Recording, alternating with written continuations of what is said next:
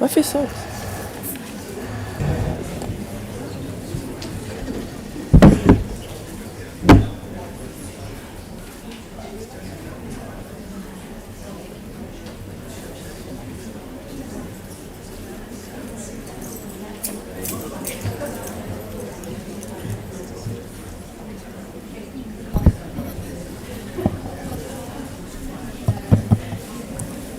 Check.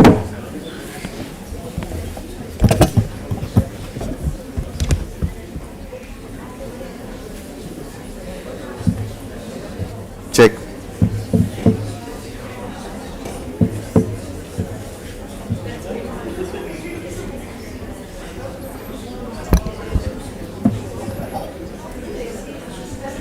Check, check, check.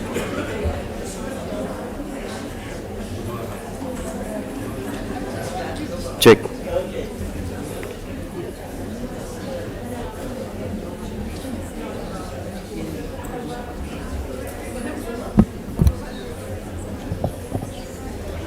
Check.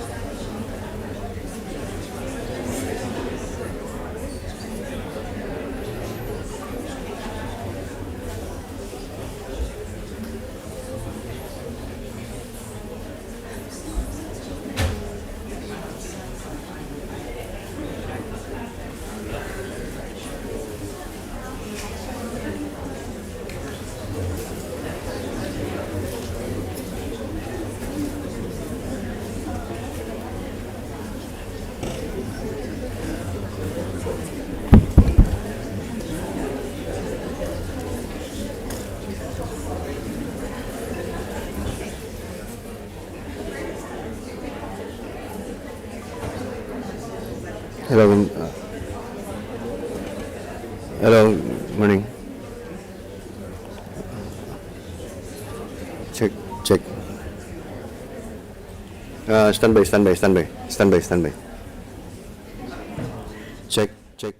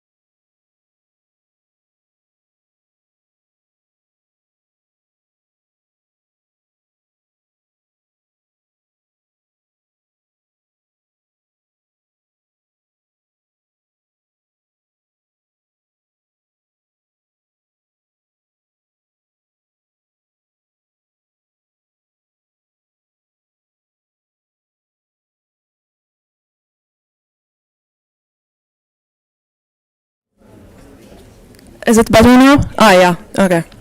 So, I will repeat. أعزائي الحضور، سنوفر ترجمة فورية للجلسة من اللغة الإنجليزية إلى اللغة العربية والعكس. في حال أردتم الاستماع للترجمة يمكنكم التفضل بأخذ سماعة من على طاولة موجودة خارج القاعة. We are providing interpreting services from English to Arabic and vice versa. If you need interpreting, please pick up a headset from the table outside this room. نود إعلامكم بأننا سنقوم بتصوير الجلسة، لذا يرجى منكم الجلوس على الجانب الأيسر من القاعة في حال عدم رغبتكم بالتصوير. Please remember that the event is photographed.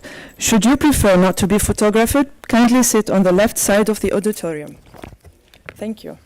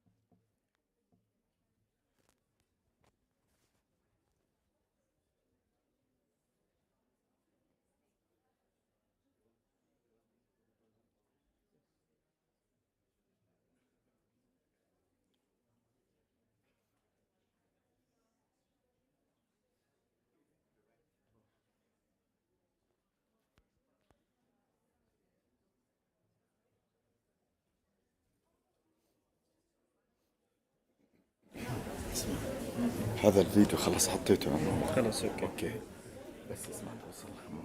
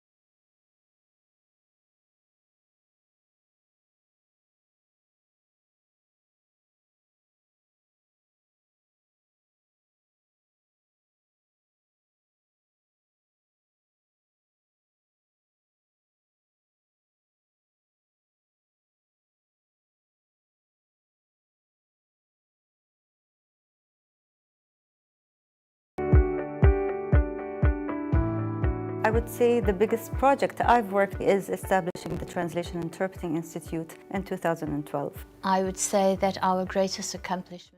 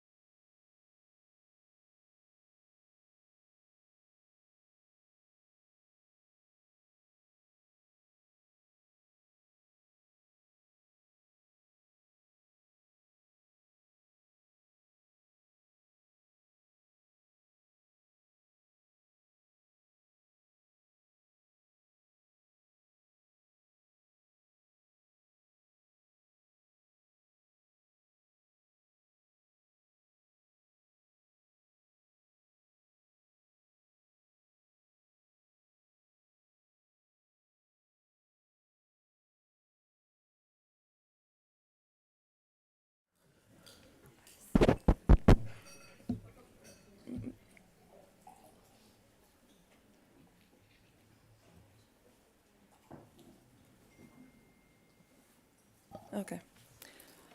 So, Assalamu alaikum wa rahmatullahi wa barakatuh, and good morning.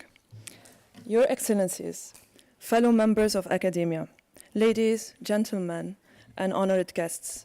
My name is Saida Afif Gardabo. I'm a PhD student at the College of Humanities and Social Sciences, and it's my honor to be here today to welcome you all to the 12th International Translation Conference on behalf of the Translation and Interpreting Institute of the College of Humanities and Social Sciences at Hamad bin Khalifa University.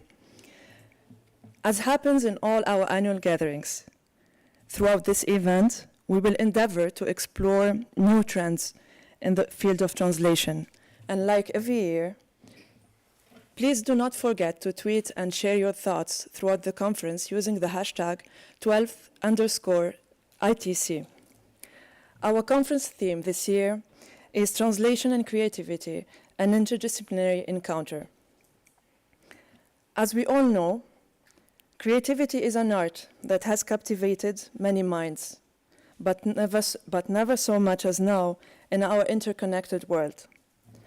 This encounter, it is a complex phenomenon which has piqued the interest of scholars from many disciplines of knowledge, with long-lived and emerging intersections between translation and creativity.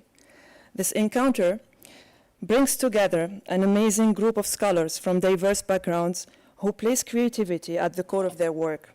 With them, we will explore how translation mediates creativity, how creative translations are produced in various contexts, and discuss new perspectives on theoretical and methodological approaches to addressing creativity in translation. Over the next 2 days, we will seek to understand the multi-layered processes of mediation of creativity, as well as investigate how creativity can be theorized across disciplines and practical contexts. We will be sharing our regional and international experiences, questioning our certainties, and expanding our horizons. And now, please join me in welcoming Dr. Al-Malki, founding dean of the College of Humanities and Social Sciences at Hamad bin Khalifa University, for her opening remarks.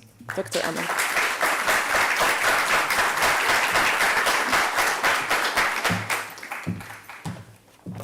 Good morning. Your Excellencies, distinguished speakers, guests, ladies and gentlemen, dear students. Good morning and thank you for joining us for the 12th International Translation Conference. This year's conference focuses on the interdisciplinary encounter between translation and creativity by exploring emerging intersections between both and revisiting long-lived ones in our fast-changing world. I believe as long as we can imagine, we can create, and creativity comes in different forms and requires different, sometimes multiple, formats and modalities. These modalities are influenced highly by current realities and needs. Therefore, it won't be an exaggeration if I say that creativity is an important and an imperative tool, enabling our realities to thrive and, more importantly, to survive. There was a time when debates about creativity in translation were stifled by boundaries of equivalence and faithfulness. The limited space for creativity was within literary translation. However, translation studies, as the studies part of it indicates, is an interdisciplinary and a multidisciplinary field of study. A part of translation studies' resilience is its ability to adapt to new realities, such as technology, new genres, and hybrid discourses. For example, traditional media and its multiple discourses, and also new digital media and its different discourses. Content creation and transcreation also have pushed frontiers of translation studies to engage with creativity. This year's conference is a call to reinvent translation, to ponder a paradigm shift enabled by creativity, to view translation studies through an interdisciplinary lens, enabling creativity to function as a force, a drive, and also as an outcome. This year's conference is a special edition to us here at TII for a couple of reasons. One, it's the first in-person edition we hold after the pandemic. And it brings me so much joy to see this room full of people we respect and appreciate. Without any doubt, COVID has affected us all and has radically changed aspects of our personal and professional lives. However, it did not hinder our commitment at TII to the communities we've created and cherish, whether communities of knowledge or communities of practice. Thus, we wanted to share this conference with those who were able to join us in Doha. Who are not able to join us in Doha, we're live streaming the opening remarks, we're live streaming the Sparking the Discussion panel, and selected number of panels through those 2 days. TII has always been a multicultural hub, as we are the most diverse college in the university. This conference have brought us 30 speakers coming from the UK, Spain, Algeria, Australia, Qatar, Belgium, Turkey, Iraq, Libya, Yemen, Tunisia, China, Poland, Nigeria, Palestine, Syria, France, Mauritania, and Bulgaria. Now, the second reason why this year's conference is a special one is that we're also celebrating the 10th year anniversary at the Translation Interpreting Institute. TII was established as a center of education, research, and service. But for all of us in TII, it was and still is our creative lab, where we use our tools in language training, translation studies, and intercultural communication to create new solutions for the challenges our societies face. Our role in making the FIFA World Cup, for example, 2022, the most accessible one, is a very recent example that we're very, very proud of. We started earlier, and across the years, we've trained and prepared many of those who offered communication and accessibility services during the mega event. They were the translators, interpreters, who served the multiple teams, who set up the extraordinary intercultural experience offered to the thousands of people who traveled to Qatar. Our students, alumni, faculty, and staff in the Translation and Interpreting Department rose to the challenge and served community. We provided accessibility training to hundreds of volunteers. We supported the Supreme Committee auditing and setting up truly accessible venues. We supported the training and delivery for audio descriptive commentaries in Arabic and English in all football games in the tournament. And we provided audio description and multi-sensory experiences for persons with disability and cultural events across the country. Our faculty in the Middle Eastern Studies Department in both programs, Digital Humanities and Societies and Women's Society and Development, took on the role of countering the Western media attacks on Qatar. Our faculty were on local, regional, and international news outlets, countering media biases and mis- and disinformation. We were also featured in documentaries, podcasts, talking to the world about women in Qatar and the region and fighting their reductionist, orientalist misrepresentations of us. Over the past 10 years, the Institute has delivered Masters of Arts programs specialized in translation studies, audiovisual translation, and intercultural communication, which just launched this year, to more than 125 alumni and 28 current students through its Translation and Interpreting Studies Department. It is also worth noting that 2 of our programs are validated by the University of Geneva, which are the only 2 academic programs validated by an international body across Hamad bin Khalifa University as a whole. The Institute also attracted more than 14,000 language learners, ranging between kids, teenagers, and adults, through its language center. In addition, through its Translation Training Center, TII delivered high-quality translation services to more than 70 clients in Qatar, with a total word count surpassing 11,700,000 words and 2,700 interpreting sessions. We offered more than 121 professional development workshops, which attracted more than 1,100 participants. We've created 12 terminology databases with more than 200,000 entries and has built and maintained translation memories of 9 categories with more than 300,000 total entries. Reaching such milestone would never have been possible without Her Highness's Sheikh Hamouza bint Nasser's vision, my team's commitment and drive, and the continuous support we receive from our stakeholders, including friends like you over the years. We ensured that we wanted the people who contributed to our success over the years celebrating with us. And we're extremely thankful to those who made it to our conference this year. Dr. Mona Baker, thank you for the huge role you played in establishing TII and your support since then. Dr. Ahdaf Swaif, thank you for co-organizing the first 2 editions of this conference back before TII was even established through collaboration between Bloomsbury and Carnegie Mellon.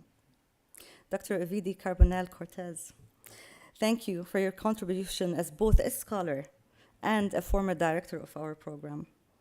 I thank those who couldn't be with us today. It's our collective work and passion that brought us to this day. The conference this year is co-sponsored by the Qatar National Research Fund, QNRF, part of the Qatar Research Development and Innovation Council.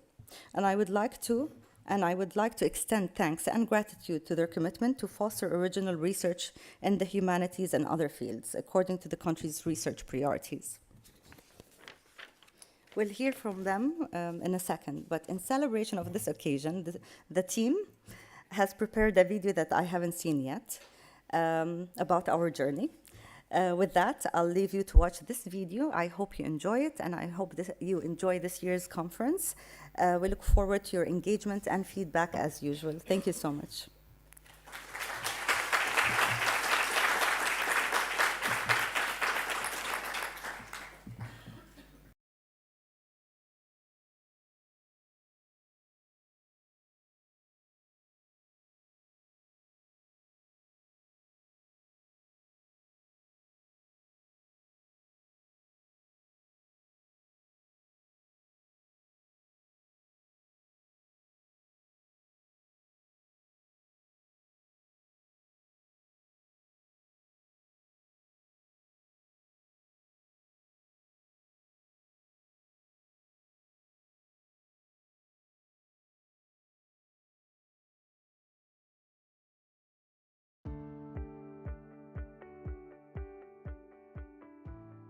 I would say the biggest project I've worked is establishing the Translation Interpreting Institute in 2012. I would say that our greatest accomplishments are our students. TII had a great impact on me, both on a personal and professional level. As a language center, we're uniquely positioned within TII that makes us part of a very rich environment. It would be very hard to take a stock of all of our achievements in TII, but I would say that our biggest achievement is working in collaboration with major stakeholders locally, regionally, and internationally, and building communities of knowledge, communities of practice, and communities of innovation. I work with TII for the past few years, and lately we started a project on promoting social play for children with autism. First project I worked on was Al Film Festival, Accessible Film Experience. The second project that I worked on was providing audio description for 9 paintings at Museum of Modern Art. So I remember TII from the very early days when I had my first contact with the few people who founded this institute. And it was a very interesting time. It was exciting. I was delighted to see such an initiative. It was pioneering at that time. It still remains pioneering today. من إنجازات معهد دراسات الترجمة برامج الماجستير ليست المتعلقة بالترجمة فقط، إنما ما يتعلق بالتواصل بين الثقافات والترجمة السمعية البصرية. Another project with a humanitarian element that comes to mind is the project of translating the pediatric blast injury manual in partnership with WISH, where I hope that the manual has contributed to saving lives all over the world. Our students have provided subtitling, audio description for persons with disability in the circumstance of film, museum, artworks. I'm working on a project right now with the blind community where we are teaching them how to experience and enjoy art. We are training them how to touch and how to read tactile paintings. The library has worked with TII on so many projects over the years. We consider them important partner to the library. They have been pivotal to the success of many events in the library, one of which that I'm especially proud of is the Risha student display. بالنسبة للمسار الأول الموضوع يتعلق بترجمة البحوث. نلاحظ أن التعاون المعهد تعاون كبير في هذا المجال، خصوصاً أننا نخرج بحوث كثيرة ونحتاج إلى ترجمة ولكن ترجمة علمية. والميزة مع معهد الدراسات للترجمة أن المترجمين متخصصين في المجال، فالمصطلحات التي تستخدم تكون علمية بشكل كبير.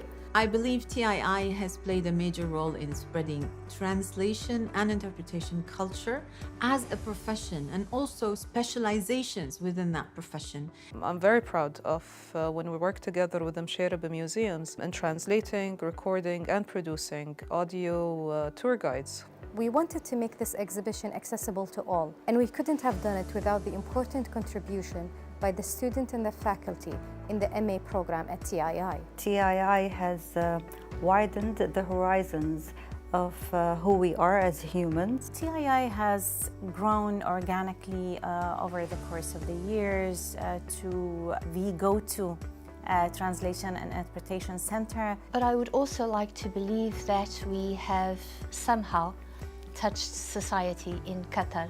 I think one of TII's biggest achievements over the years was contributing to the World Cup. In my time there, I got to learn about the breadth of translation studies, everything from literary translation and audiovisual and accessibility to CAT tools and machine translation. And with the addition of new programs and accreditation and so on, I think it grew to one of the most innovative and productive transition centers in the region. The fact that the World Cup, the FIFA World Cup, has utilized services of TII as a testament on its own. I think the best achievement of those years was to piece together a most capable team of world-renowned experts and young scholars, some of whom I'm pleased to find them now as world reference in our field. The recognition was through one of the blind spectators who held up a T-shirt during one of the matches that said, "Thank you, Qatar," or "In Qatar, the blind can see the world." But it was recognizing the achievement of Qatar as a country. And in my opinion, that's the ultimate goal. In TII and the people in TII, I find the support to continue my journey both professionally and personally. I can say these have been the richest years in my life, and I have gone through the greatest transformations, and I'm incredibly grateful for it. Allowed me to engage with people from different paths of life, and including people from TII who are trained in social science and communication while I'm trained as an engineer. I'm learning a lot from them both personally and professionally. I want to thank TII for the huge role that it played in my own intellectual and professional development. I think it was one of the most productive periods for me. معهد دراسات الترجمة له دور كبير في جودة بحوثنا، لأن البحوث ليست معلومات فقط، إنما جودة الترجمة لها دور كبير في إيصال المعلومة بالشكل الجيد للمهتمين بالمعلومات المختلفة.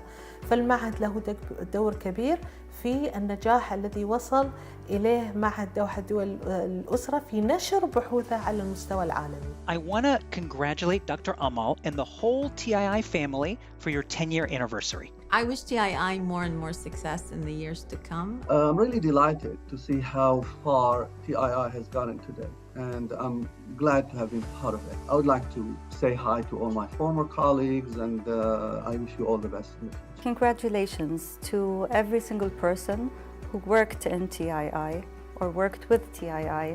This milestone is something to celebrate, all of us, and wish another 10 years of success.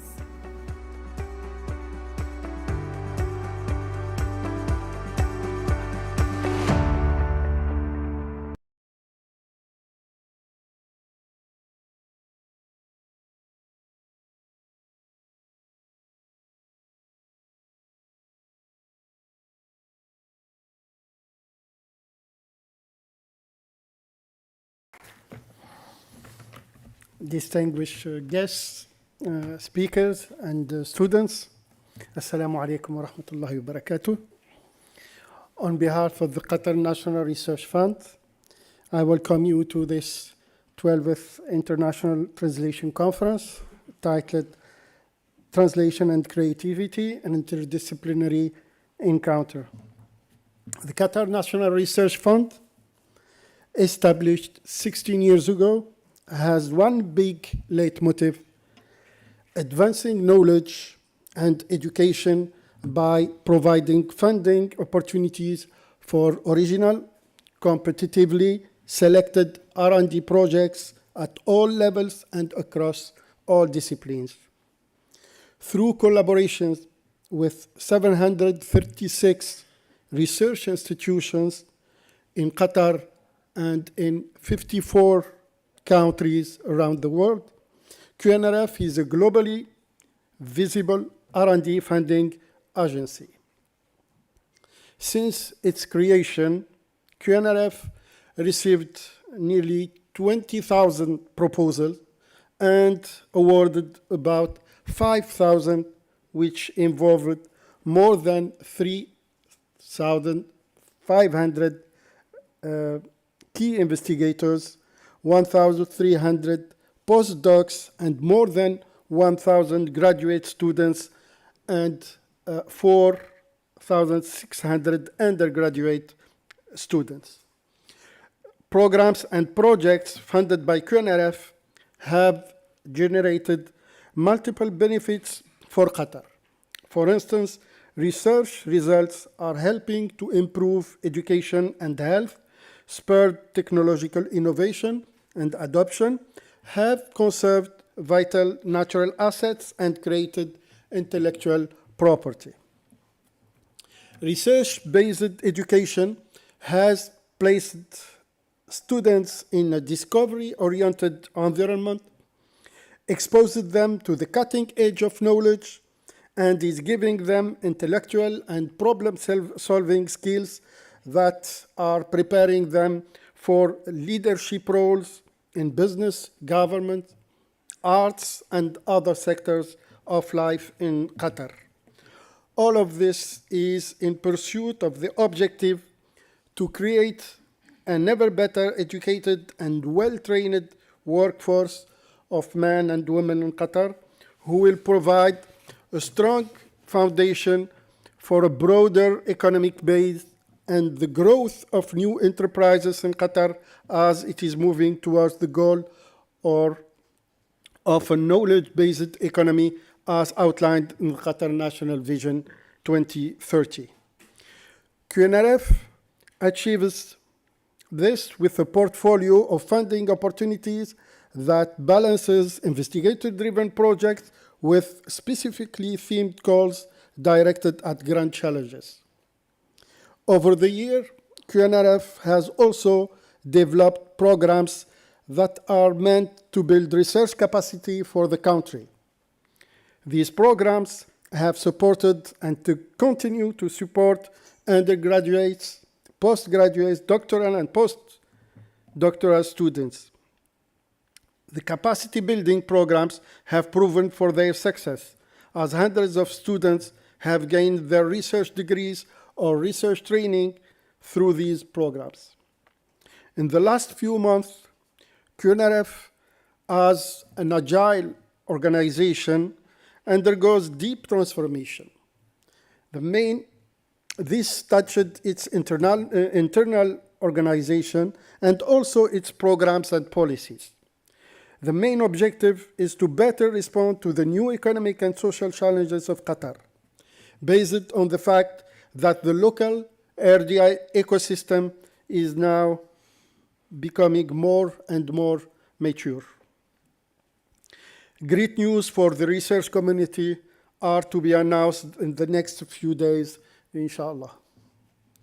Today, we are attending an event sponsored through our conference and workshop sponsorship program, CWSP.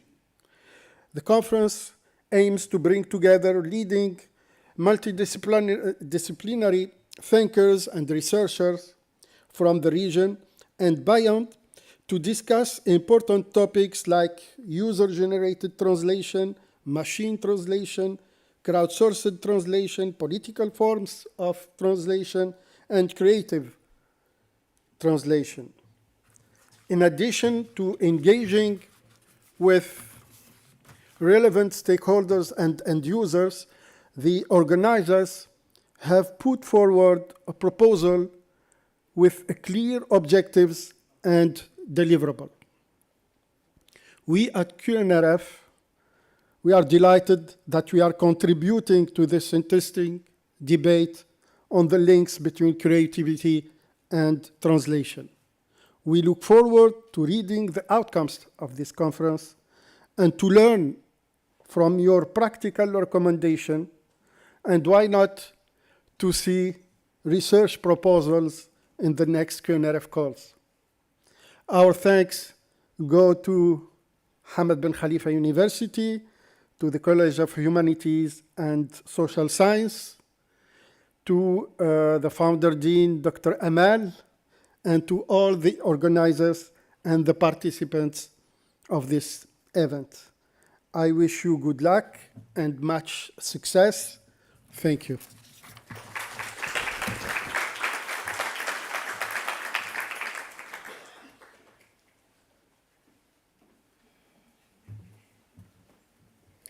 Thank you, Dr. Hattem, for your enlightening remarks. And now please join me in welcoming Professor Muna Baker, Affiliate Professor at the Center for Sustainable Healthcare Education at the University of Oslo, where she is leading the development of the Oslo Medical Corpus to spark the discussion. Professor Muna.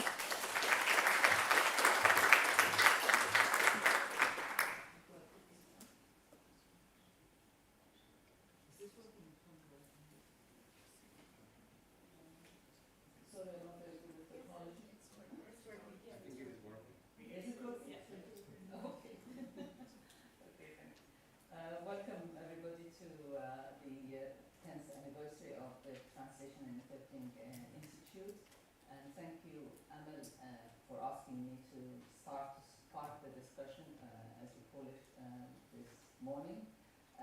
My role really is just to chair the session, so I'm going to introduce the speakers. They will each speak for about 15 minutes, and then we will have, I hope, enough time for questions and discussion. And I want to start with the first speaker, Dr. who's sitting right next to me, a fellow Egyptian, and I have to say not only a very good friend, but really a remarkable woman for many, many reasons. You have her bio. I'm not going to repeat her bio. She needs no introduction in terms of her creative work, her wonderful novels. We also know from her bio that she is also a translator, and she translated the late Murid Barghouti's I Saw Ramallah, among other things. But probably what you wouldn't know and you wouldn't get from her bio is that she is also a translator of, in my view, many, many more important texts that are never credited and will never be credited specifically to her or anybody. She translates letters from prisoners in Egypt, political prisoners. She translates quotes and tweets, for example, from in a campaign to free her nephew, Ala Abdel Fattah, who is the highest profile Egyptian political prisoner in the world. There's been a huge campaign to free him, with support from politicians, from literary figures, from practically all the human rights organizations in the world, from PEN International, so far unfortunately to no avail. But Ala is a symbol of her family's unique position in the history of Egyptian resistance, and Ahdaf has been doing a lot of uncredited translation in this campaign and before this campaign, and I think this is probably, for me and for many people, even more remarkable than her literary achievements, even more remarkable than her Palestine Festival of Literature, which she established in 2008 and which has been extremely influential in bringing the plight of Palestinians to the attention of key figures in the literary world who have been taken several times, continue to be taken to Palestine to experience firsthand what it's like to live under occupation. For all these reasons, I think, and well beyond what you read in her bio, she is a most remarkable woman, and we are extremely lucky to have her in this opening session. Ahdaf, over to you. Right, well, that's an introduction to throw me off balance, I must say, but hugely kind. Mona, thank you so much, Habibti. Okay. I think this is the first time ever, actually, that what you've just speaking about has been mentioned in public, and I thank you for it, because in fact, of course, it is the majority of what I've been doing for the last several years, which I have no big books to show for, because of course time is taken up. However, let me go back to what I thought I would talk about today, which probably does touch on this anyway. I thought that since everybody here is a practitioner of translation, or a student, or an academic dealing with the subject, and I'm really not. I wandered into translation by an accident of positioning, by the fact that I was bilingual, and that when I came to write, I wrote in English, but really my sensibilities were very much Arab and Egyptian, and therefore I was thrown into this whole issue of translation in lots of different ways throughout my life. And so I thought that possibly the most valuable or useful thing that I could give you here today would be a kind of witness statement of what that has been like, the different areas that I have felt I had to engage with, and the different strategies that I found myself using without really a theoretical position, but just through working out what was the most suitable, most practical, most useful strategy to adopt. So I've tried to kind of elicit some observations from my trajectory. And I think that they basically fall under, let's say, maybe 3 headings. One is that translation is certainly creative. And 2 is that translation is a supremely political act. And 3 is that it is, it's such a necessary act, more and more so as the world becomes more interlinked and more communicative. I think that it's also necessary for ourselves, actually, and that is probably what I will end with. So I think that on the first point, I think it was Borges who basically said that we should not, now where is it? Because of course, yeah, so he warns us against the superstition. Thank you so much.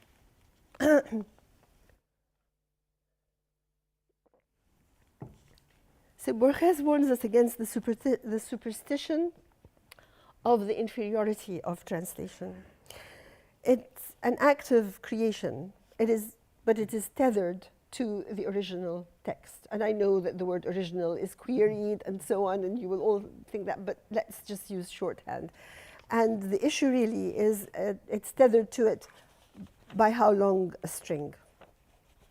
And I would say that that string, the length of that string connecting the original to the translation varies, really, depending on the original text, depending on context, depending on what you're trying to do. I guess that in a way, in literary translation, then the string can be longer. And I think, again, from just personal observation, that when you're translating a literary text, whether it's literary as in, you know, fiction or poetry, or as in the literary essay, what you're trying to do is you're trying to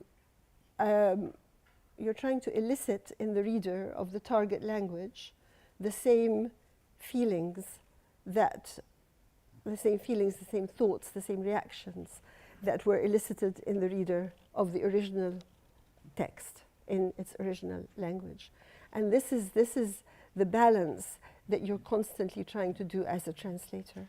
So if the text is shocking, then you want to shock, but you only want to shock to the degree that the reader of the original text was shocked, not to take it beyond or less, and so on. And I think that when you're writing literature, yes, okay. So when you're writing a literary essay, then you are conveying information. You aim to convey information, but you're not conveying information in the same way that a technical text, for example, does, because you're also trying to elicit a response. The same as when you're writing art, as it were. And what you're doing is you're searching, as a writer, you're searching for le mot juste, you're searching for the exact word or phrase that will convey the thing in your head, in your heart, and that will elicit that same response from your reader. Well, as a translator, you're still doing that. You're still looking for le mot juste. But what you're trying to replicate is not what's in you, but what's in the text that you are translating. And it is very much, I think, a creative enterprise. And I, of course, find myself mentioning here my mother, الأستاذة الدكتورة فاطمة موسى, Allah يرحمها, and how I always remember her in the act of translation. And I think that translation was really her favorite activity, her favorite professional activity, as it were. She was a writer of, critical essays, she was a teacher, and so on. But it was when she was engaged in translation, whether it was Naguib Mahfouz into English or Shakespeare into Arabic, that you could see that look on her face as she looked up with her pen in her hand and just gazed into the distance, just waiting for that right word or phrase to cross her vision. And it just left a very deep impression on me. So I think, yes, definitely. Now, I was very lucky when I translated Murid Barghouthi's, which is the only full work that I've translated, and it was an act of friendship, but it was also a political act. And I was very lucky in that Murid was a friend. And my strategy was to stick really close to the translation. But on occasion, I felt I had to depart from it. And I was able to call him and say, is it okay with you if I do that? So his text, for example, would occasionally, now Murid, as you know, is a great poet. And occasionally, his text, you would get a whole long paragraph that was all in question form. Alam yakun min al alaysa, and so on and so on.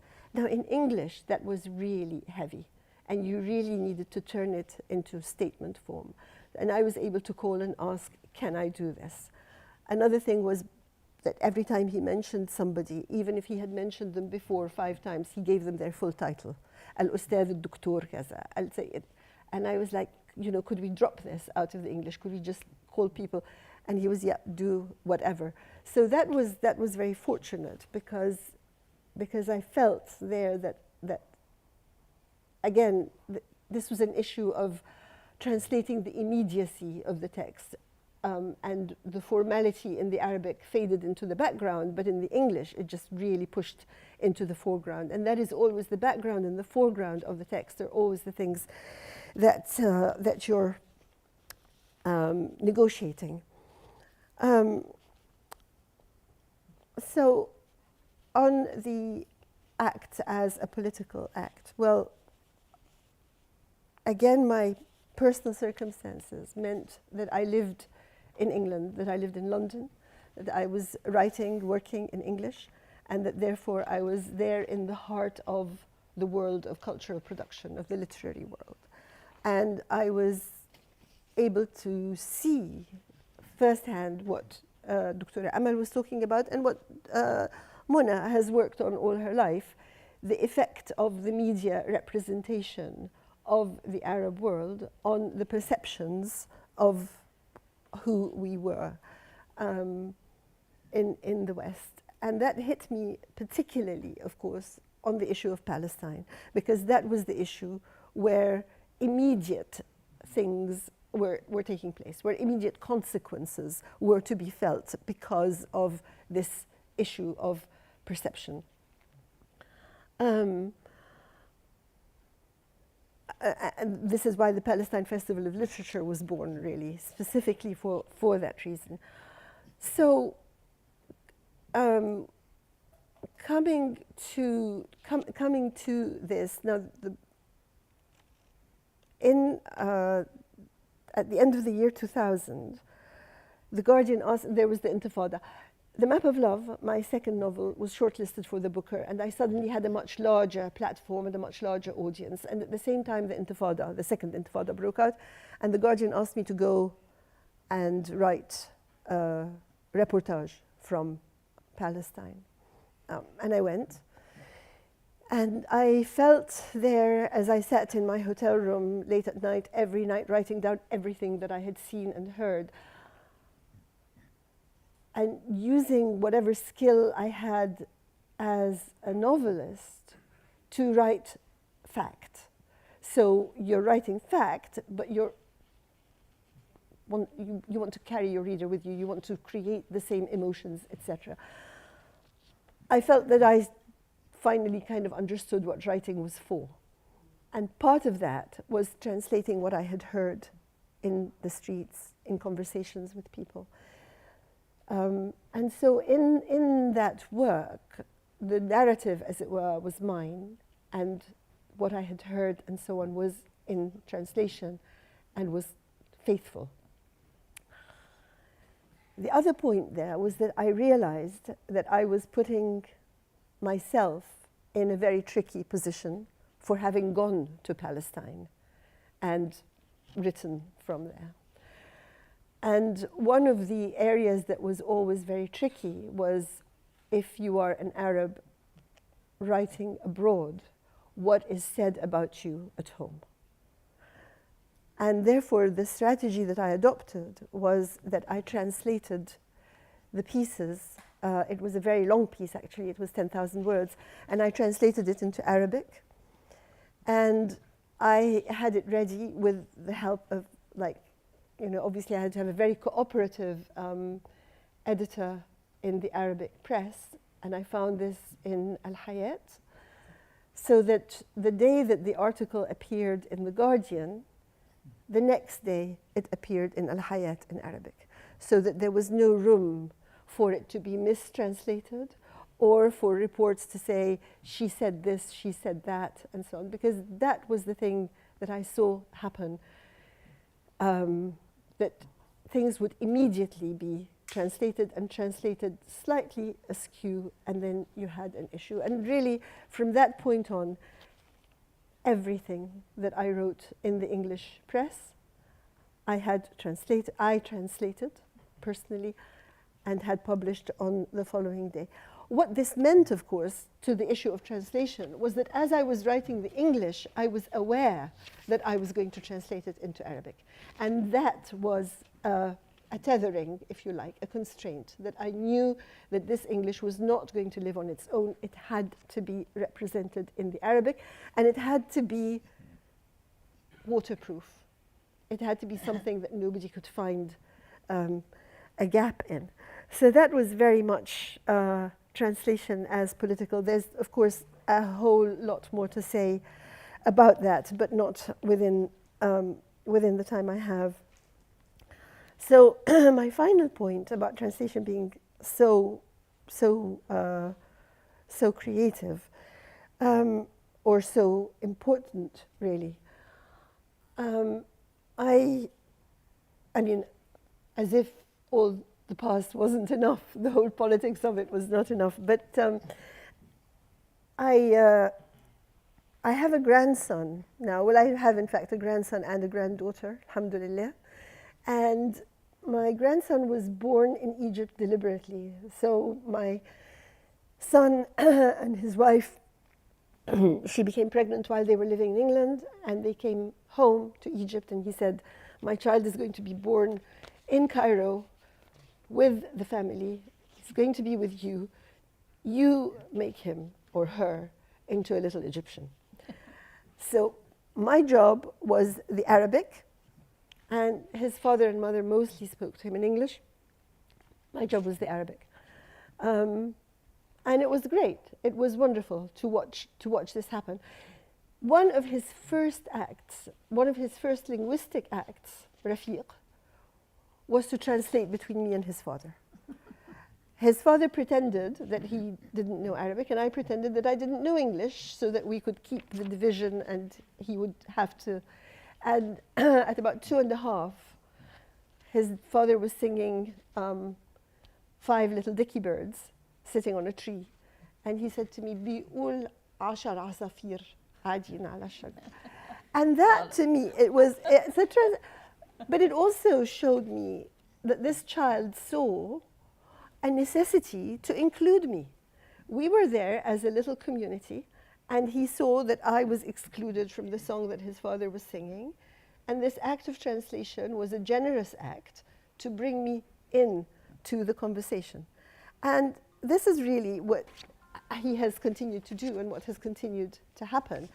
And I'm so sorry I had it on because I was lost in the morning and had to leave it on so you could find me. And now it's going to ring and ring. Okay. I'll just, that's 1 and that's 2. That's Egypt and UK, exactly, my life. I also found, and I'm going to end with this, I think, unless I found something else. Oh, actually, no, I want to do something else. Okay. No, this is one point, and I'm going to end with another one to go back to what Mona was talking, but this is a kinder one. I found a lot of pleasure. I found joy, actually, in translating for the children, because, like,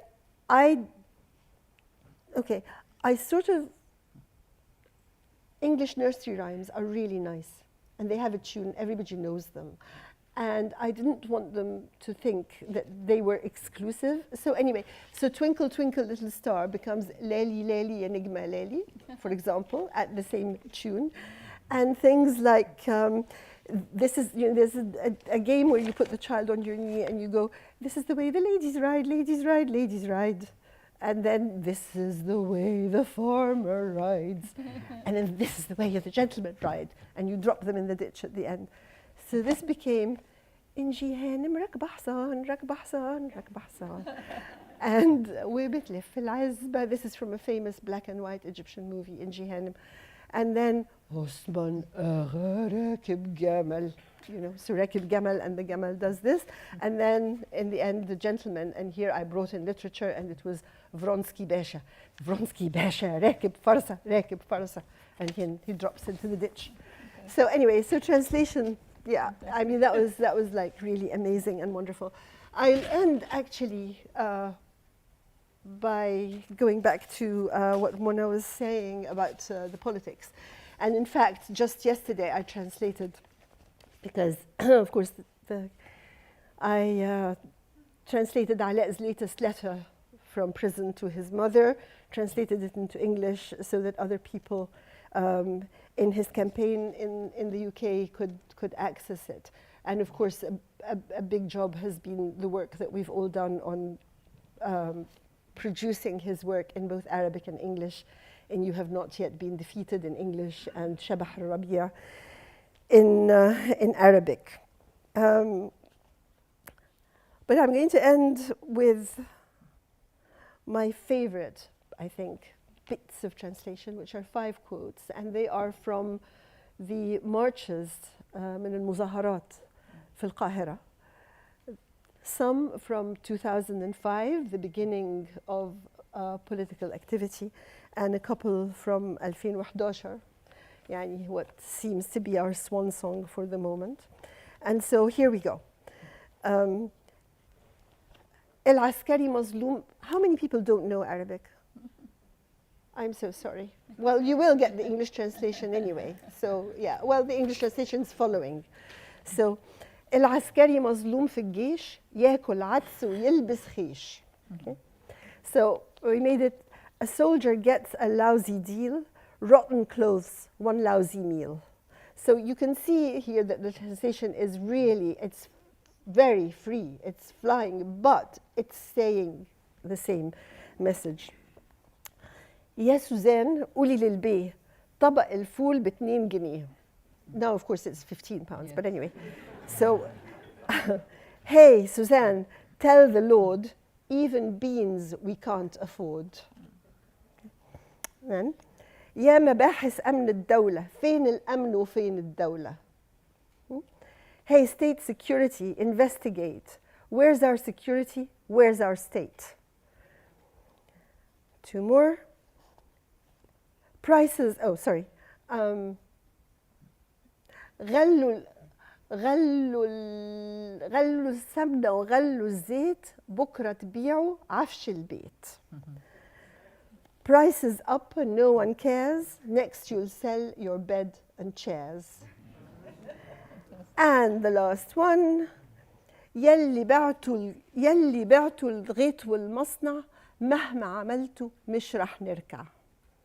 Fields and factories sold for a token. Do your worst, we won't be broken. Thank you.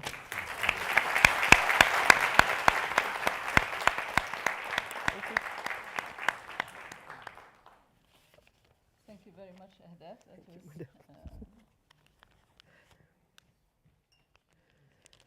yeah, I won't say anymore. No. We're taking the questions at the end, so we're going to move to the second speaker, Professor Ovidio Carbonell. He's the only non-Egyptian on the panel, but he is a scholar of Arabic, so we allow him to join us today. Ovidio, of course, was director here at the Translation and Interpreting Institute for some years, and it's good to see him back here again. You have his bio, and he has taught in many places around the world. Very accomplished author and editor and translator. And so I'm not going to repeat his bio, but I will save the time to allow him to say what he has to say without pressure. Thank you very much. I think we need to hear, because I had prepared a presentation, and so I suppose that we need a password here, or something like that.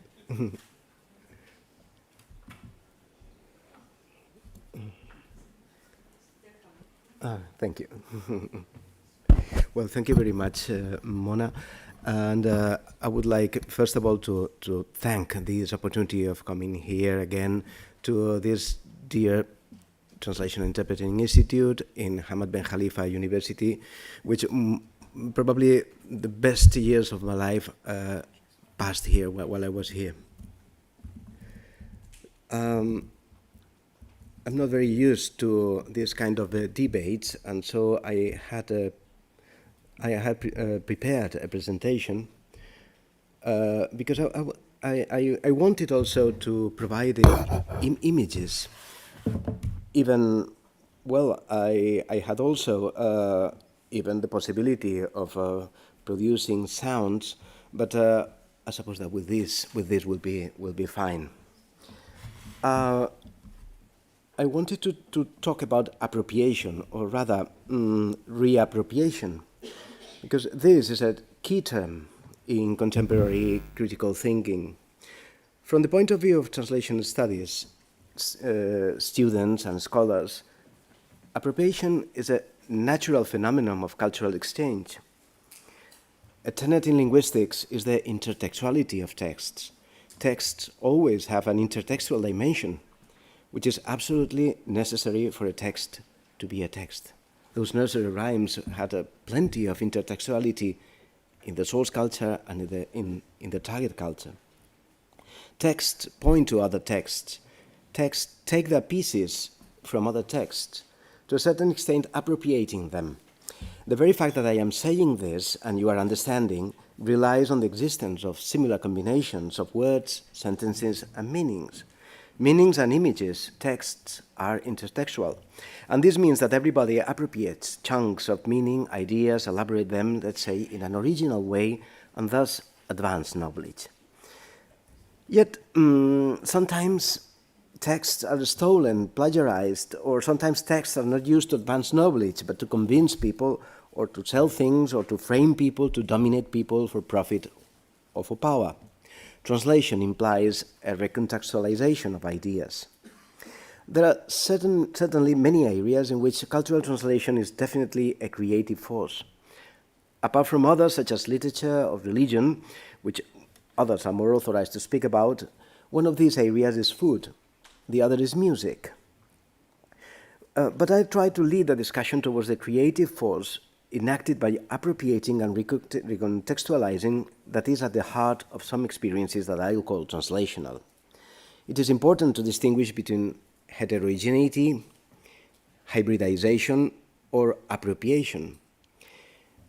Heterogeneity is also a characteristic of language and culture.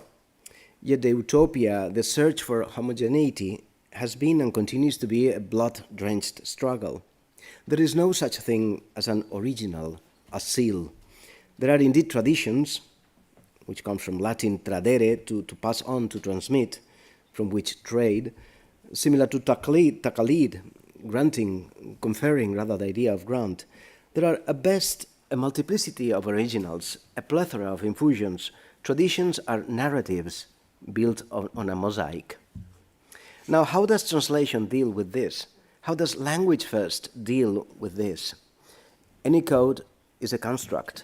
Languages are construed through interaction.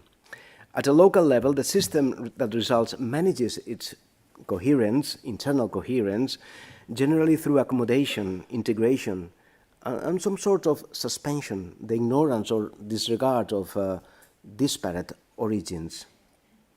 Then there is the danger of exoticism, and translation, inasmuch as it is expected to bring forward the world of the other, perhaps not so different a world, it is too close to be a simulacrum, or is indeed a simulacrum. Now, I don't believe in this, except now with the advent of automatic translation, translation was never a mere imitative act. It entailed an experience of the other, a coming to terms with them. There is another word in theory, which is ersatz, substitute. Indeed, we are living in an ersatz civilization. Many years ago, the French thinker Jean-Paul Baudrillard established simulacrum as one of the tenets of postmodern culture. Ersatz is substitution, a substitute, something that stands as a substitute for another good, generally inferior in quality, less authentic, less original. Well, that's one of the common stereotypes about translation, that is less authentic. Yet we know, since Benjamin and nowadays with Borges, Gentler, Timotsko, that the intertextual dialogue fragments that compose the version may construct a more successful original. Or, as Megan Morris argued, media practices construct reality as commodified sets of differences, national in this case, sexual, ethnic, or cultural in others, for an increasingly undifferentiated international consuming class. End of quote. Our global civilization, and I go beyond East and West, is ersatz. Martin Denny and Lex Baxter were American composers who are credited with creating the exotica genre of music. This musical exotica was an ideal, music that sounded alien, mysterious, romantic, faraway, Hawaiian, Chinese, African, Latin, Arab, exotic. Style built of everything but without anything. As Hosokawa puts it, exotica is the imaginary and intentional construction of non-Western sounds arranged and or performed for Western audiences. The same Denny affirmed, my music is a combination of the South Pacific and the Orient, what a lot of people imagine the islands to be. It's pure fantasy, though, that's what he said. In fact, Denny's construction is based on a Western tuning with a jazzy piano bass to which non-Western instrumentation is incorporated. Marimba, Latin percussion instruments, maracas, bongos, and also birds, vocal bird call impressions, chirps, shrieks, to evoke what we might term jungleness. Taking into consideration the established concept of cultural translation in anthropology and cultural studies, we might argue that here there is no translation at all, but processes of appropriation. Reich distinguished between artwork inspired by non-Western music as opposed to the exotic imitation. Hosokawa underlines that both are addressed to Western audiences, but musical exotica, the Japanese musicologist Hosokawa argues, does not imitate the non-Western sound. This is a key point in my panoramic proposal today. To put this into translation studies proper, and to relate it not to the relatively mild area of exoticist enjoyment or joyous hybridation, I will go to what Hosokawa said, that if this process is a part of the domestication of faraway cultures, what kind of politics lurks beneath the surface of the sound? End of quote. I will go back to another context. Let us situate ourselves in 16th century Spain. In Granada, in fact, the Kingdom of Granada in the early 16th century. A priest by name Bartolomé Dorador, member of the Granada diocese or section of the Christian Church, is commissioned by the then Bishop of Granada, Don Martín Pérez de Ayala, to translate to the Arabic language a Spanish text of Christian doctrine as an instrument of adoctrinamiento, so teaching, converting, the numerous Morisco population. Muslims which no longer were supposed to be Muslims because they had been forcibly converted into Christianity. This handbook of Christian practice and doctrine, written in the now extinct Granadan variety of Arabic, has been preserved in a unique manuscript in Algiers. This is the manuscript. This is the manuscript in Granadan Arabic, an extinct dialect of Arabic. As you see from the examples, in his peculiar translation, some Christian fasting technicisms are incorporated into Arabic as loanwords. Kurishmati, وإلى قطر تنبرش والبجيلياش وهي قبل في الفستة. But perhaps it may come as a surprise that he uses faqih, the learned expert in fiqh, in Islamic law, the teacher for priest. But this is in no way an exception.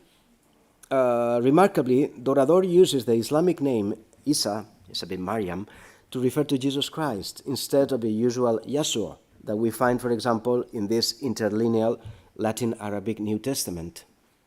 And then there is the second chapter, Surat on the things and customs, Sunan, that you should observe and keep when hearing Mass, Salat.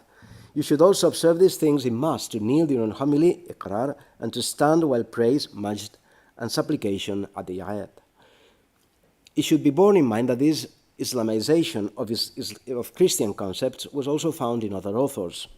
The first ever printed dictionary of the Arabic language was Pedro de Alcalà's Spanish Granadan Arabic Dictionary, compiled with the aim to convert Granadan Muslims as well. There was a purpose of conversion. And here you have altar, mihrab, mass, salat, or others. This is a clear case of appropriation of cultural concepts in order to subvert them. From a common basis, the use of distinct identity markers as markers of another paradigm of ideology. This has as its objective the effective destruction of the former.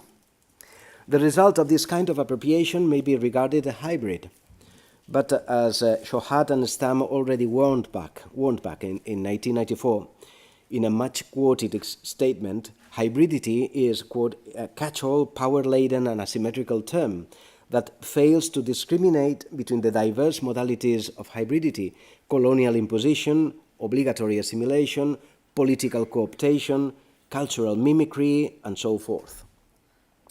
In fact, and this is a phrase, "Oh Señor, oh Dios Todopoderoso, Ya Rab, Ya Allah, Ya Allah kulli shay'in qadir." So this is Islamic, clearly. But was Dorador using it as the post-colonial theory said, in a very ugly word, catachrestic? So subversion was taking these concepts as a provisionally? Was himself a convert,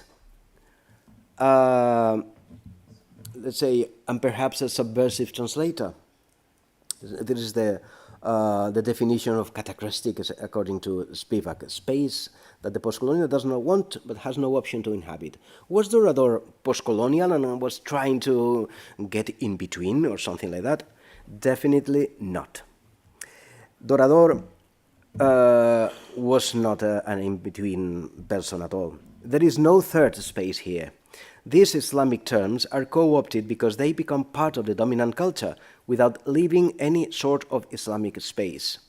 Dorador was, in fact, as the historian Garrido has discovered in this manuscript from the Spanish Inquisition, he was a secret agent for the Inquisition himself, who gained the trust of his neighbor, a secret Muslim, only to denounce him to the religious authorities. This could be an example of strategic hybridism, but I am more inclined to see here a case of cooptation, the construction of an Arabic Christian discourse by mimicking Islamic discourse and terminology.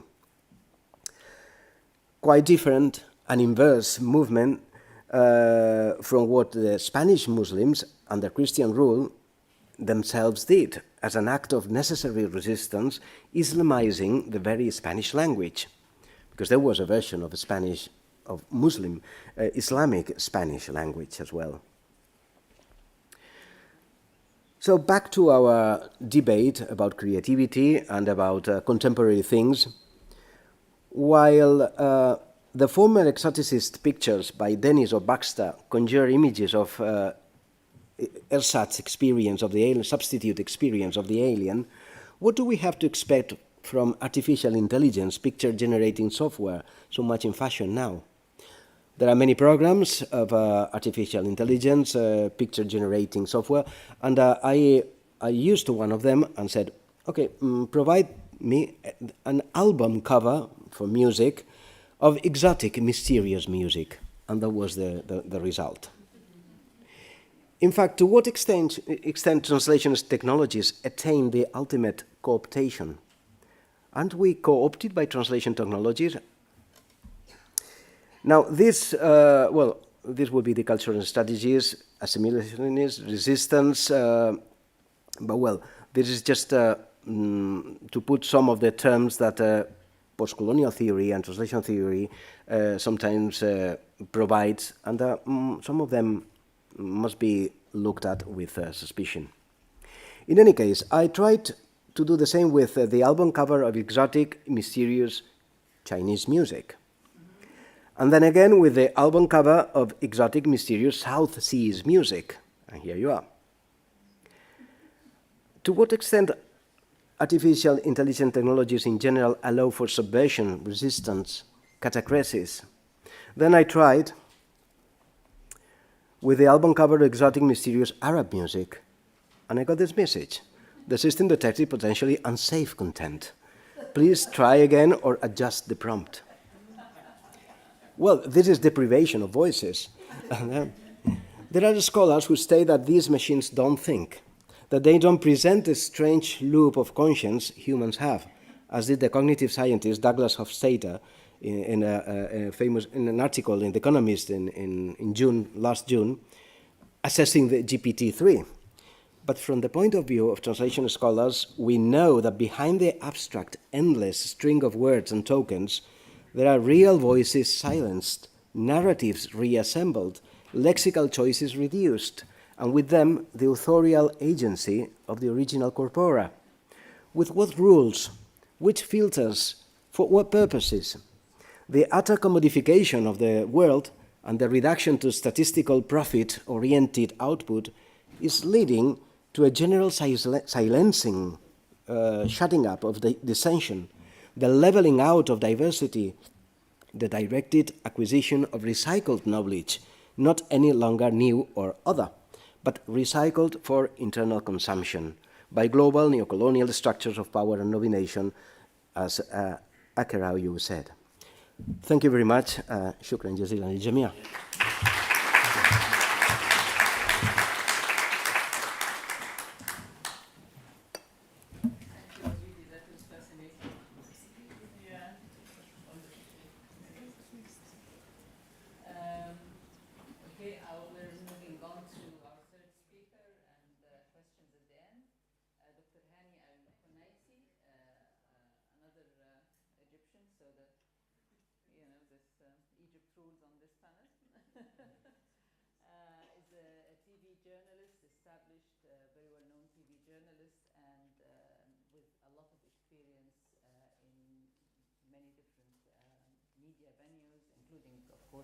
Al Jazeera, which is based here in Qatar, and BBC Radio, Arabic TV, and various other venues.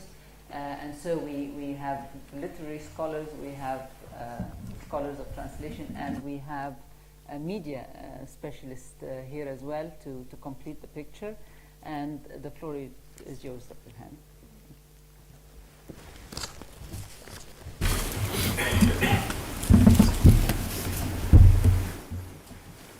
Thank you very much for inviting me. Thank you, Dr. Amal. It's a pleasure and honor. It's the first time for me to join in with this very respectable, esteemed entity. Actually, I did kind of prepare a kind of a presentation.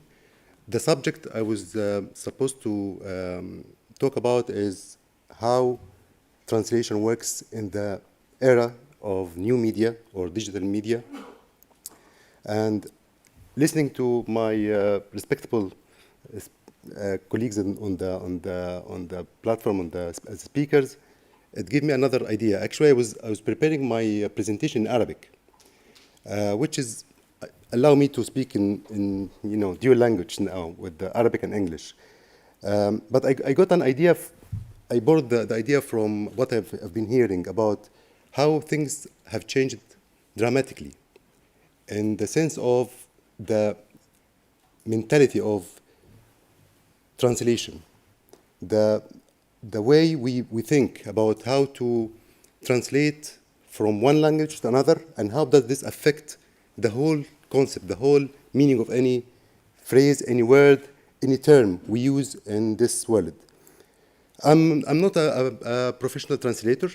I'm a media person. I have PhD in mass communication and TV journalism. I did some academic work, but I've always worked in the media field in international levels in several entities, BBC, Al Jazeera, TRT, APTN, and so on.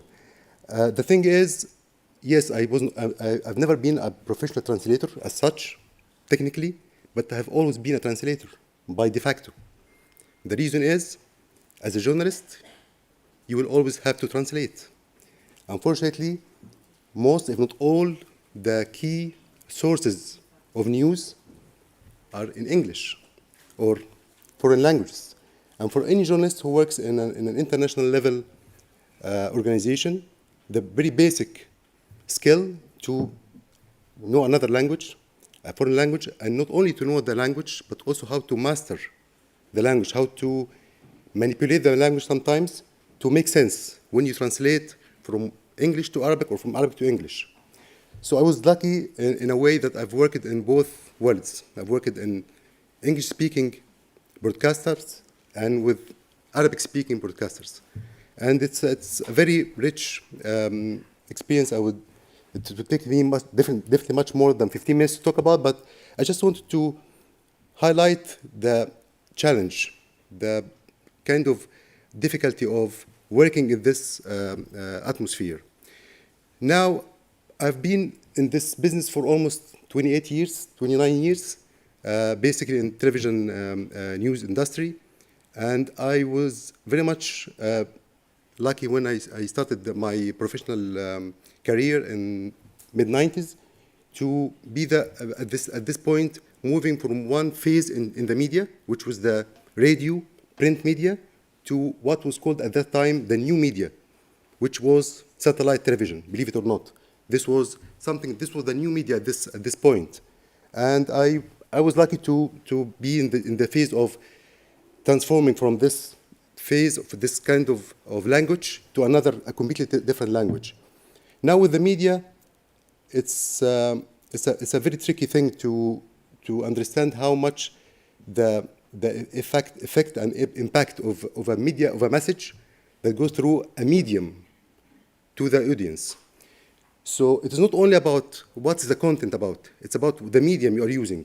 And this what is leading me to talk about the content creation in new digital media and translation challenges. The thing is, the new media, now fast forward to 2022, 2023, it's all about social media. It's all about completely different spectrum, completely different. I have to admit, a couple of years ago, I started into a new project with a international level entity to transform a whole media organization into the digital world. And after all these years of experience, I'm still learning how to, again, to deal with a completely different medium, which is what we call digital media. Let me start, just to make things short and focused here, with what is content creation. When we say content creation, it's the kind of word صانع المحتوى. It's the kind of thing that is the trend now. So a few years ago, when you advertise a job in the media, it was about TV journalist, presenter, anchor, program editor, and so on. Now, you can hardly find this kind of terms in the job market. It's content creator, regardless. And when the word content creator is mentioned, it means digital. So what is digital? What is new? What is digital? This is what I would like to talk about today. The term digital, again in Arabic, which has been, I think, poorly translated, الإعلام الرقمي, very literal translation. And that's one of the dilemmas that I think for you guys, for those who are specialized in translation, to find another way, to probably build up a completely new dictionary for the translation of our terms in the media. I have to admit that years ago, it was a very embarrassing thing. I had my BA in the Faculty of Mass Communication. And mass communication is the translation of اتصال جماهيري, the literal translation, but it's called كلية الإعلام. And in other places, it's called Media Studies Faculty, and so on. So even the very basic terms was a dilemma for translators to find the right word to say what is media إعلام or وسائل إعلام, is mass communication اتصال جماهيري or إعلام, and so on. It's getting worse and worse.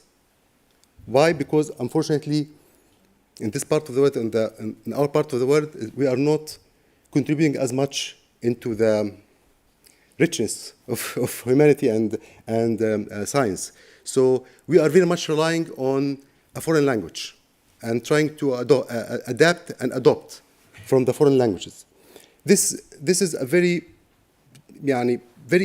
straightforward way of seeing how things are very difficult and challenging to journalists, to media people, and to translators, of course, in this era. So, first of all, there was a huge debate about whether we can call it new media, digital media, social media, and so on. to cut a long story short, it was a long debate that ended up in most cases we call it digital media. Why digital media? It's again, it's a literal translation of الإعلام الرقمي. Sorry, it's a digital media, and it kind of encompasses all other kinds of media, including the social media platforms. Now,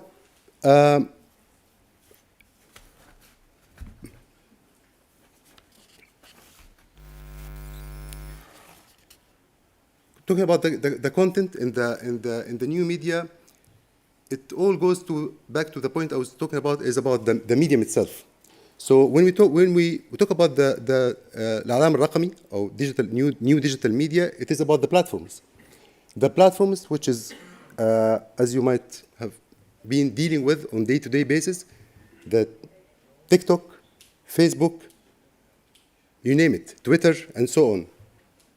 The most difficult part here is how to, again, adapt to a very unique nature of a media that allows or dictates its terminology, its language, on the way you write, on the way you put a context to something that you want to communicate to the audience. So allow me now to switch to Arabic, just to carry on with the key points I wanted to mention. محتوى الإعلام الرقمي هو من أصعب التحديات التي تواجه الصحفي في عالمنا اليوم. لماذا؟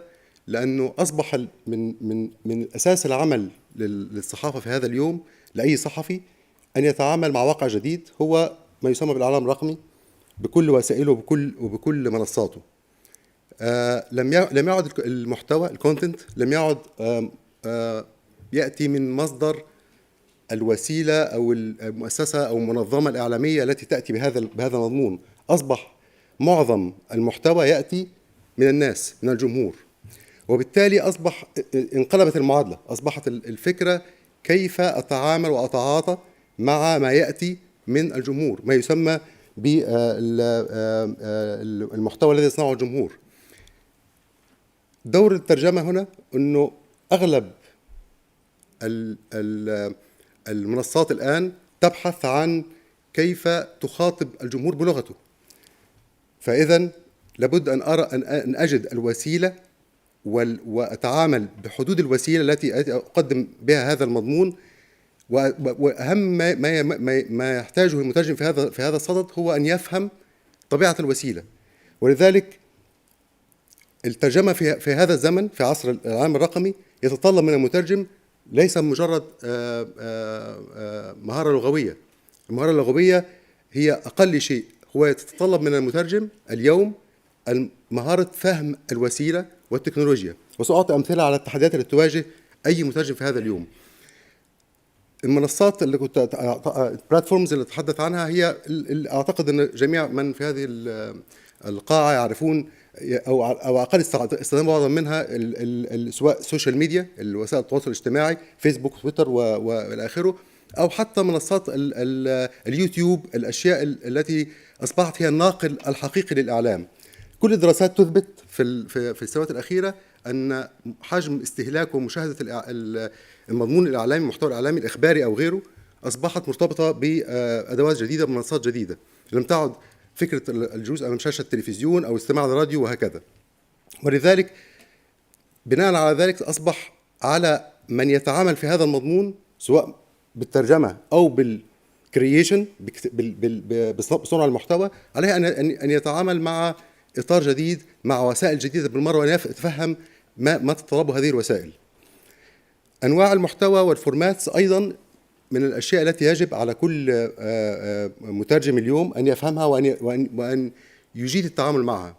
بمعنى أنه أصبح حتى أشكال وقوالب العمل الإعلامي والإخباري اختلفت. كانت في حد وقت قريب نشرات الأخبار، البرامج وهكذا، اليوم أصبحت ستريمينج فيديوز، تويتس، بوست، وأشياء كلها ترتبط بمحدودية معينة في الزمن وفي المساحة بالإضافة إلى العامل التكنولوجي أيضا أنا نتكلم عنه. النقطة الثالثة اللي أحب أذكرها هي مسألة الانجيجمنت، التفاعل. ما يميز الإعلام الجديد الرقمي نسميه كما نسميه. أنا ما زلت يعني أتمنى على المعهد هنا أنه يجد قاموس جديد لهذه المصطلحات كلها، أنها فعلا تستحق الدراسة وتستحق فعلا أن يخلق من أجلها قاموس جديد. ما يميز أبرز ما يميز الإعلام الجديد هو فكرة التفاعل. في السابق، في السنوات السابقة في الإعلام ما يسمى الإعلام التقليدي أو الإعلام القديم، التلفزيون والراديو والصحافة وكذا، كان الإعلامي أو الصحفي أو الكاتب يقدم ما يريد، الوسيلة تقدم ما تريد، وتنتظر المردود من المشاهد أو من المستمع أو من القارئ ليس آنيا، ليس في اللحظة. الآن الإعلام الرقمي الجديد والسوشيال ميديا بالتحديد هي سبونتينيوس، هي في نفس اللحظة التي تكتب فيها شيء. أنت لا تكتب، ليس ذلك فقط، أنت تكتب بهدف أن يصلك هذا الفيدباك في اللحظة، وإذا لم يصلك هذا الفيدباك تشعر بأنه نوع من الفشل. يعني حتى فكرة أن أصبح كبرى مؤسسات، كبار الشخصيات السياسيين رؤساء الدول، أصبح مصدر الأخبار أو مصدر التطورات أصبح على حساب التويتر أو فيسبوك أو انستغرام أو أي حساب للسوشيال ميديا لهذه المؤسسة أو هذا الشخص، في نقل حتى المعلومة قبل التلفزيون والراديو والوسائل الإعلام التقليدية. وبالتالي موضوع الانجيجمنت والتفاعل أهميته في أن يفهم المترجم، أن يفهم من يقوم بالترجمة أن الموضوع في منتهى الخطورة، لأنه مسألة عامل الوقت أصبح في لحظي. يعني في نفس اللحظة علي أن أجد إذا أنا أترجم محتوى في السوشيال ميديا، علي أن أجد التعبير أو الكلمة التي تترجم بالضبط ما يقصده هذا الشخص، خصوصا إذا كان رئيس دولة، إذا كانت مؤسسة كبرى. أخطاء بسيطة قد تغير المعنى، قد تؤدي إلى يعني كوارث، إنما يكون كوارث قانونية أيضا للملحقات القضائية. طيب أنا بس التفاعل شيء مرتبط بلغة الإعلام هذا اليوم، بلغة الإعلام الجديد والديجيتال، هي SEO. في كل مكان يذهب إليه أي صحفي الآن أو يتعامل في الإعلام الرقمي، وبرضو أتمنى إنه المترجمين أو الأكاديميين المتخصصين في الترجمة يجدوا ترجمة للسي SEO هي التعبير، الكلمة التي في كل مكان ستذكر إنه أهم شيء في عمل الصحفي أو عمل صنع المحتوى اليوم هو Search Engine Optimization، البحث عن أفضل أو المعدل المثالي. هذه ترجمتي الشخصية، المعدل المثالي للظهور أو البروز في محركات البحث. هذكر الآن بتكلم SEO هو عامل أساسي في مسألة التفاعل والإنجيجمنت. كيف؟ ببساطة لأنه حين تكتب أي شيء في السوشيال ميديا أو في وسيلة تتخاطب باللغة الرقمية، أنت تبحث عن مفردات وكلمات معينة لابد من التعرف عليها كمترجم مرة أخرى، ولابد من دراستها بشكل جيد كي تصل إلى الجمهور. بدون هذه الكيوردز بسموها كلمات المفتاحية، بدون هذه الكلمات ربما تكتب أفضل موضوع، أفضل مقال، أفضل بوست، أفضل محتوى، لكنه لن يصل إلى جمهور المستهدف على اختلافه. ليه؟ لأنه لم يحتوي كلمات معينة، على عكس بعض الشباب اللي هم ليسوا محترفين في الإعلام أو في صنع المحتوى، هم مجرد شباب في أنحاء العالم تعلموا هذه الأدوات، تعلموا أنه إذا كتب مفردة معينة هي تؤدي به إلى انتشار و SEO أو أعلى بكثير من شخص محترف صحفي ربما بقاله نصف قرن في هذا المجال. طيب احنا لماذا نترجم المحتوى الرقمي؟ يعني ما أهمية الترجمة في المحتوى الرقمي؟ من واقع خبرة عملية، من واقع شخص يمارس هذا العمل وعلى مدى سنوات ومع تطوره، أصبحت ترجمة المحتوى الرقمي أساسية في عمل المؤسسات والأفراد وحتى المؤثرين وغيرهم. لماذا؟ لأنه ببساطة أنت تريد أن تصل إلى أكبر قدر من الجمهور. أغلب الشركات الآن، أغلب المؤسسات تحاول أن تجد حل لفكرة أنه تعمل أكثر مالتي لينجوال بلاتفورمز، يعني تعمل نفس المحتوى تقدمه باللغة العربية، بالإنجليزية، بالإسبانية والفرنسية وهكذا. لكن مع فكرة أن أصل لأكبر قدر من الجمهور وأن أؤثر فيه، لابد أن أضمن أنه هذا الجمهور أنا أصل ليه يسمع ما أريد من محتوى بالفكر وبالسياق الذي أريده. ولذلك فكرة أن أتعامل مع جمهورين مختلفين، واحد يتحدث بالإنجليزية أو يفهم بالإنجليزية وآخر يفهم العربية، ليست فعالة بالقدر الكافي. فأصبح الآن في طلب وديماند عالي جدا على فكرة أنه عندي تيك توك، أنا أريد أن آخذ أشهر من اللي هم يسموهم الانفلونسرز في التيك توك، أنا آخذ هذا المحتوى وأترجمه للعربية، أو شخص معروف باللغة العربية وأترجمه للإنجليزية لكي يؤثر في الجمهور الأوسع. وهنا تكمن بقى القضية، يعني الأهمية تؤدي إلى كيف، يعني كيف يستطيع المترجم في هذا الزمن بهذا التوقيت في التعامل مع هذه المنظومة الجديدة من العملية الإعلامية أن يقدم أفضل ما يمكن تقديمه ويصل إلى هذا القدر الكبير من الجمهور. أنا لأنه الموضوع طويل هدخل مباشرة في التحديات التي تواجه المترجم. منها شكرا.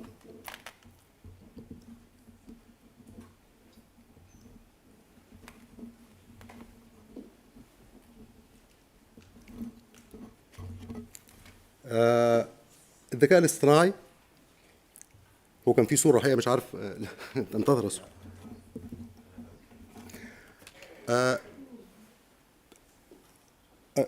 يعني هذه الاي اي artificial intelligence او الذكاء الاصطناعي اصبح هو يعني اكثر ما يحير من يعمل في المجال الاعلامي.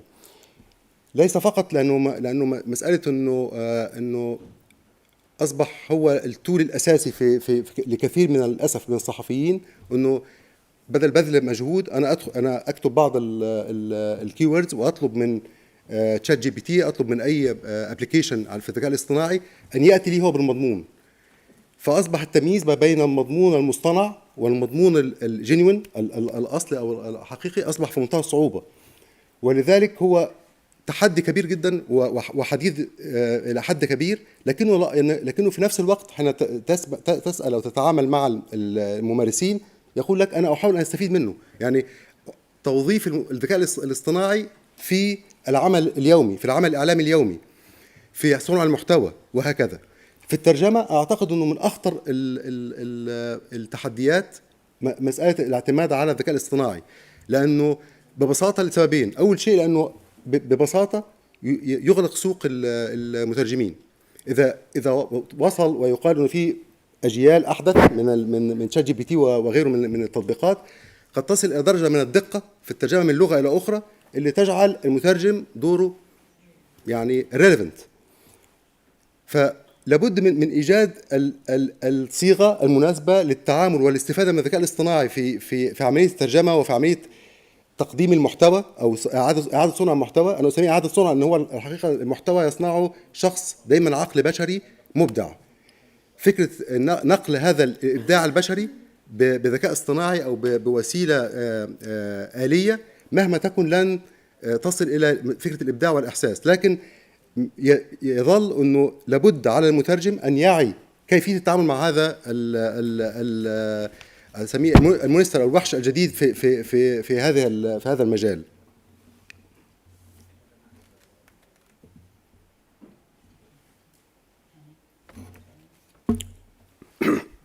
مطلوب مني ألخص. أنا بس لأن الموضوع يعني يحتاج إلى توسع كبير، لكن أنا حبيت أوضح وأركز إيه أبرز التحديات اليومية بالنسبة للي بيشتغل في مجال الإعلام الرقمي. أول شيء مسؤولية ما يسمى بالكاركتر ليميتس، محدودية عدد الأحرف. كل وسائل التواصل الاجتماعي أغلبها يحكم مسألة ترجمة المضمون بعدد أحرف، ليس عدد كلمات، هي عدد أحرف.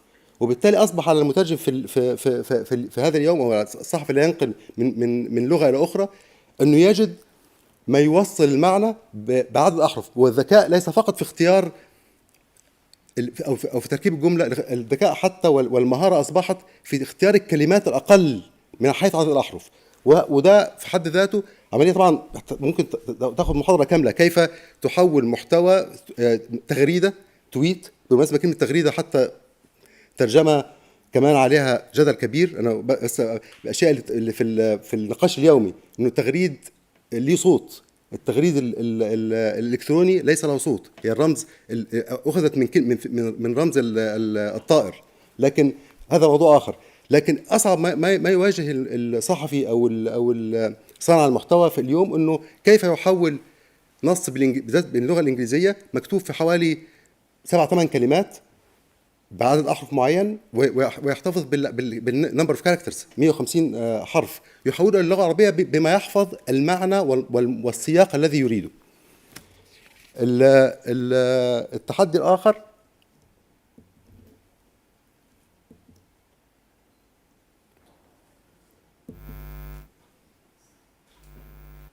ومن أصعب طبعا ده موجود في بشكل عام الاستخدام اللغة اللهجة المحلية ولغة الشارع بشكل مكثف، بل وابتكار بعض الكلمات اللي دخلت القاموس اللغة من السوشيال ميديا، من الجيل الجديد في السوشيال ميديا. وأصبح على المترجم في هذه الأيام أو الصحفي أو صانع المحتوى إذا أراد أن يحول من لغة إلى أخرى أن يتعامل مع فعلا لغة جديدة، هو عليه أن يفهم بالضبط كي يوصل المعنى مدلول هذه الكلمات أو هذه التعبيرات في لغته. أنا يعني كنت أخذت بعض الملاحظات.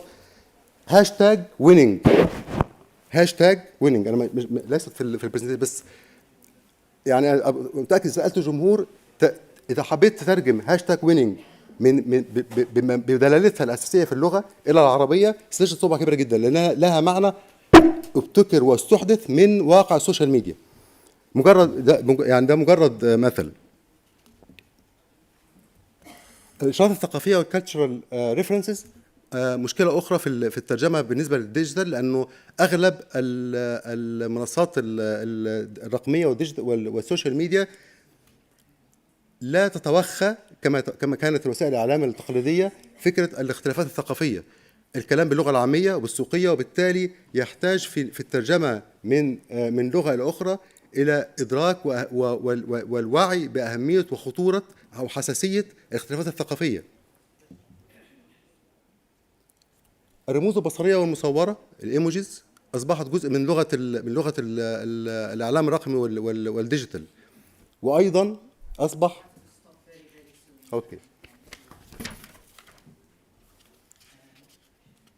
يعني أنا هروح بس دي أبرز الأشياء اللي أي مترجم اليوم بيتعامل معها. الهاشتاج، كلمة هاشتاج إلى اليوم تستخدم بلا ترجمة، تطلق عليها كلمة وسم، وهي ترجمة رقيقة جدا، وما زال بنتعامل بالكلمات بلغتها الأصلية. في الخلاصة، وأنا يعني أسف على التطويل، إنه في عالم اليوم أصبح القوالب والأدوات التكنولوجية جزء أساسي على المترجم أن يتعلمه ويجيد مهارات التعامل معه إذا أراد أن يصل بالمضمون أو بالمحتوى كما نقول إلى الجمهور الأوسع ولا الجمهور المستهدف، التارجت أودينس. إذا أراد المترجم أن يصل إلى هذا الجمهور عبر وسائل الإعلام الرقمي، فعليه أن يفهم ويتعلم طبيعة الوسائل وطبيعة التكنولوجيا في هذه الوسائل الجديدة. وشكرا لكم على الرحمة.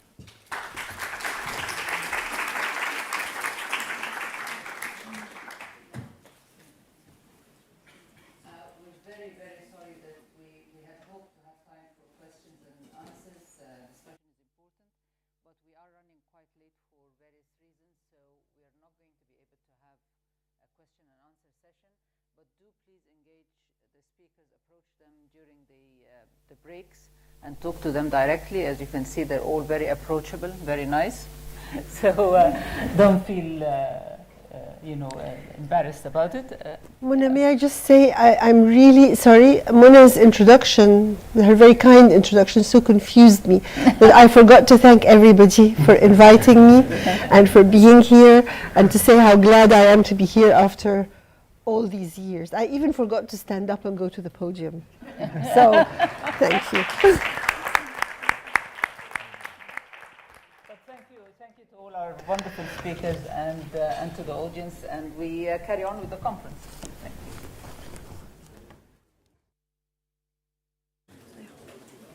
you. Thank you, Professor Mona, and thank you to the distinguished speakers for your insightful input. I would like to invite Dr. Amal to the stage once again to thank our guests.